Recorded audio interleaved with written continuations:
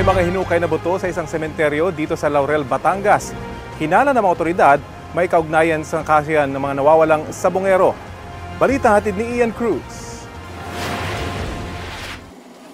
May nakitang mga buto ang mga otoridad sa kanilang paghukay sa isang bahagi ng public cemetery sa Laurel, Batangas. Hinala ng otoridad, mga buto ito ng tao.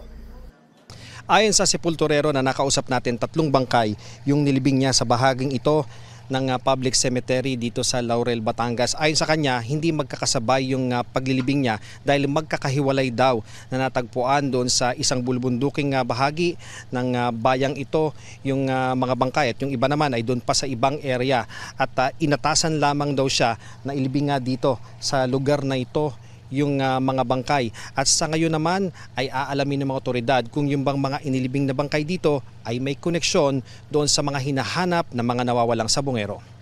Ayon sa sepulturero, inilibing niya ang labi, may 3 hanggang 4 na taon na ang nakakaraan at sa pagkakaalam niya, mga salvage victim ito. Tila matagal na rin daw patay nang sila ay matagpuan. Mabaho na. Mabaho na. So matagal na siyang natagpuan doon?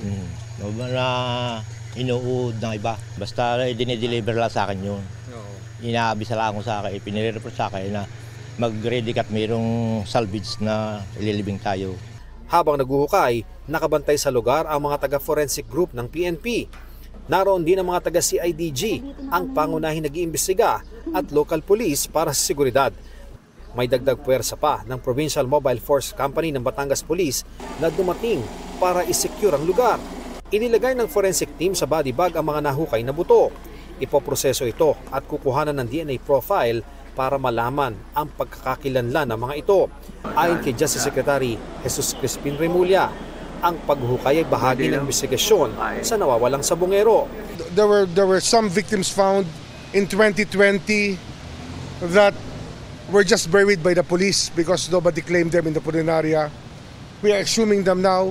We are setting up the DNA bank that we need to set up because precisely of those people who are missing. Si Interior Secretary John Vic Remulla nangakong wala silang sasantuhin kaugnay ng kaso. Dahan-dahan talaga nilang tinatahi lahat yan. Pag may natahi na nila, kami ni General Torre ang mag-aaresto sa kanila kung sino man sila. And I repeat, no sacred cows. Ian Cruz nagbabalita para sa GMA Integrated News.